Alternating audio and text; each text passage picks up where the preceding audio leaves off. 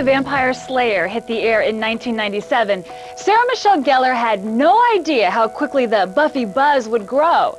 At the time, the 19-year-old actress was shooting her first starring movie role in I Know What You Did Last Summer. The film featured other stars in the making, Jennifer Love Hewitt, Ryan Phillippe, and a tall, dark, and handsome actor named Freddie Prinze Jr. But more on him later. The day Sarah wrapped I Know What You Did Last Summer, she flew to Atlanta to start filming Scream 2. It was the first time I was kind of in a big city, and all of a sudden, people on the street were going, "That's Buffy, that's Buffy." And that was my first time when I really realized that people were actually watching the show. I had no clue. I'd never seen it. Buffy's fan base was building. The WB said, okay, we're going to let this show sort of run its course, because we were really still finding ourselves the first year. Were we funny? Were we campy? Were we scary? And then the WB really said, okay, go run with it.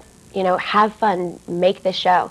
And I think it was really by the end of the second season when we really became sort of that standout show. But with success came controversy. Being outspoken, as you are, has it ever gotten you in trouble? Absolutely. It's hard. There's a really fine line. There was a whole thing going on for a while where people were really blaming television and film for crime and things that were going wrong, specifically with Columbine and all these things that were happening.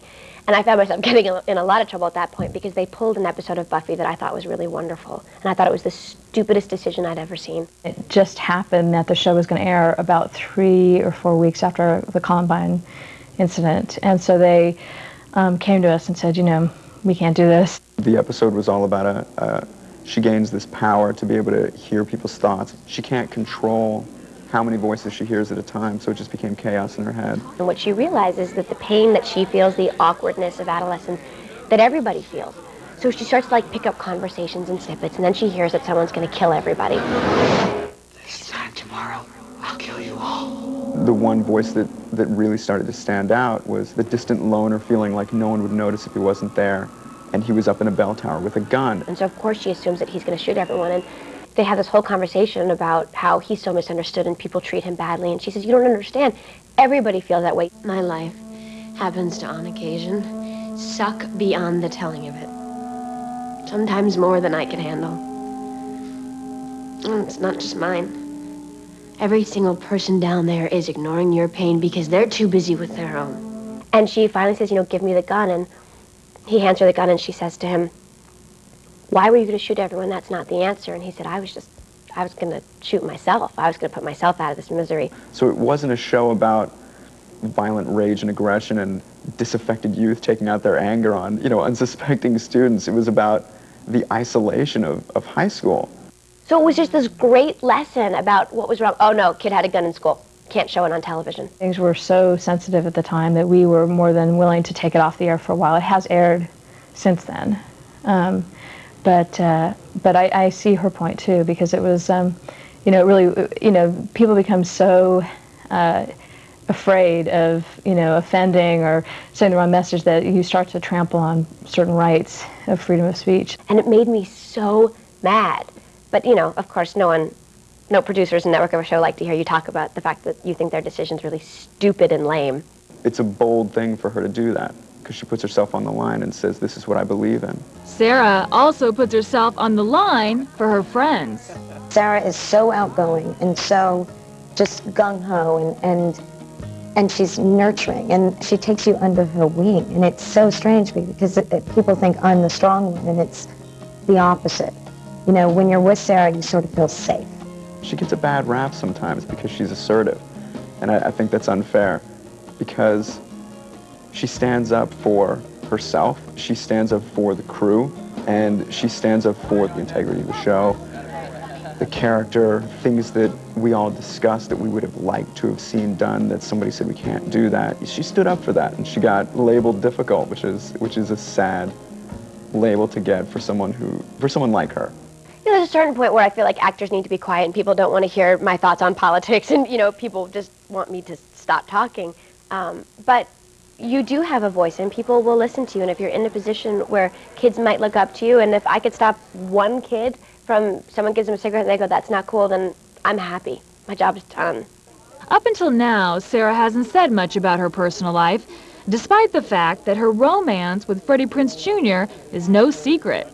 pretty much the luckiest guy on the planet. So I got a lot of love for that girl, and I always will. My relationships had always been really private before Freddie, and we had a really good, like 4 months, 5 months before it got out there. So we really had 4 or 5 months to sort of develop our relationship, and luckily, we had been friends for a long time, so there was a lot of history there. Sarah Michelle Gellar and Freddie Prinze Jr. have shared the big screen, but it's their time off camera that gets the most attention. I mean, the private life that is out there isn't what people think. You know what I mean? It's like we keep what's important to us very private, and ain't nobody gonna find out. It's hard when people make comments on the street about your relationship, or people feel like they know you, and you know, you're 22 years old just trying to figure out your life, and people in magazines say, well, that won't last, or oh, I saw him, you know, making out with this person, or it's difficult. Or you try to have private moments, and there's a guy with a camera, you know, 50 feet away. People try to infiltrate our lives at times, but they see us walking down the street and getting an ice cream cone, and that's not. We're a little deeper than that. We're a little deeper than 31 flavors. Do you think in a way that you help each other because you both understand it? Absolutely. You know, being with another actor has its disadvantages and its great advantages. You know, I can come home and say, I had the worst hair day, and he'll actually understand what that means, where most guys would be, shut up, who cares? You know, so he does understand that to a degree. You know, like last night when I was having trauma because I had nothing to wear today and I didn't know what to wear, and that was a whole horrible thing, so it was drama. It was big drama. And what did he say? He took this out and said, wear this and be quiet. He's got good taste. He has very good taste. He has excellent taste. Clothing and jewelry. He has excellent taste. Another plus of a male actor. In April 2001, the couple became engaged. How great of a guy is he? He's so perfect for her. The two of them are such a nice balance, and he's so totally like kind of mellow and kicked back, and she's a little bit more hyper, you know, and fun-loving and gregarious, and they just blend and complement each other perfectly. They just seem to bring out the best in each other, and they really seem to like their friends and family. They're very family-oriented. They lead a life that I think most people would be surprised. It's almost like what's exotic to them is what's normal to us. Why do you think it works? We balance each other out. I'm a little crazy. He's a little saner. You know, he always said I was way too mature and that he was a child, and we sort of met in the middle. I've learned to like comic books and video games.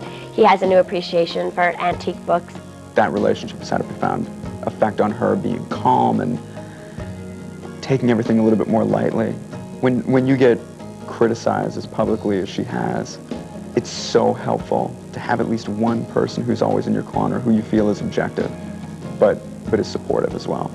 This is someone that I love. This is someone that I enjoy talking about, and I don't want to pretend like it's a secret, and I don't want to pretend like it's something I want to hide. We sort of, I mean, I don't want to say we complete each other because it sounds like, you know, a line from a Children's Choir. But I understand that line now. I understand the importance and the seriousness of that comment, where before it was a really cute catchphrase from a movie. It means something to me now. Just when every aspect of Sarah's life seemed perfect, she was hit with a bombshell. After 5 seasons and 100 episodes, the producers of Buffy the Vampire Slayer announced that the show was being sold to a higher bidder.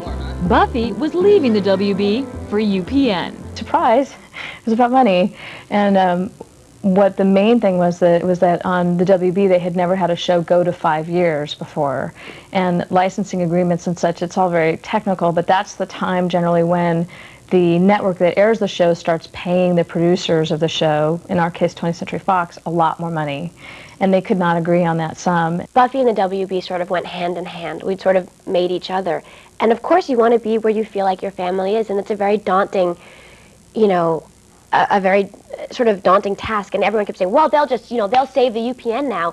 And you had all those people, it was sort of split 50-50. People either wanted the show to be this huge success and prove that we could save another network, or people were waiting for us to fail. When you are on a network, in a way, you know, in a business sense, they're kind of like your family. And the fact that they would, that for even a business reason, that they would decide that they didn't want the show, you can't help but feel personally hurt. You can't help but feel like wounded, you know. I remember it was about 8 in the morning. We were in Australia, and the phones were ringing off the hook, And it was a double whammy day. It was, I found out the show moved to UPN, and then I found out that a local radio station gave out our address. So it was one of those just, I didn't know which end was which. How can they do that? I don't know. I have no idea. We had this beautiful house in Australia, and it was right on the water. And so all these tour boats would go by. In the beginning, you didn't think anything of them. And then as it went on, the tour boats started getting closer and closer to our home as the months went on, to the point where you could actually hear, and you'd hear, and they'd be in all different languages. Oh, Sarah Michelle Gellar and Freddie Prinze Jr. And you just see the cameras start coming out, and yeah, don't live on the water. That's what I learned.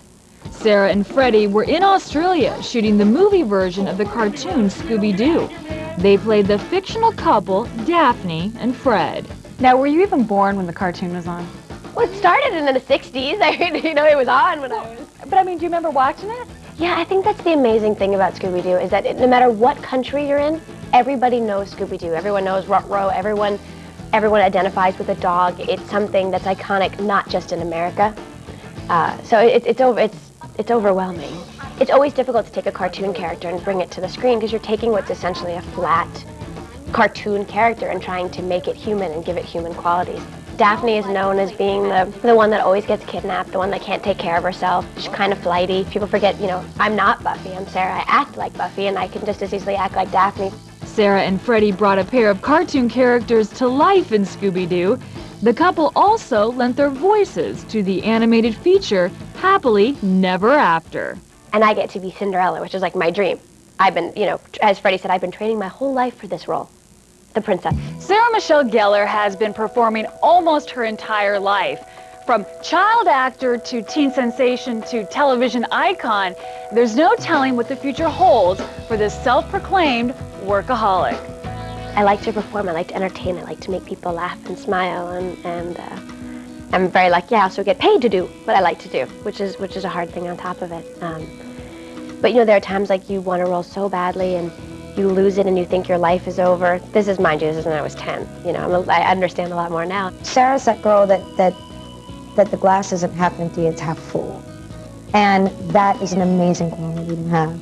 So she always sees sort of the flip side. What do you think people would be most surprised about the real Sarah Michelle Gellar? How uncoordinated and klutzy I am. If there's a wall, I'll walk into it. If there's a wire, I will trip on it. I am, for a slayer, I can trip, fall on anything. But you got your moves. No, Buffy has her moves. I can walk on set and do a coordinated fight sequence and get every move right, and then they'll yell cut, and I will trip on a chair. I'm the worst. Oh, is your nickname Sassy? A lot of people call me that. Why do they call you Sassy?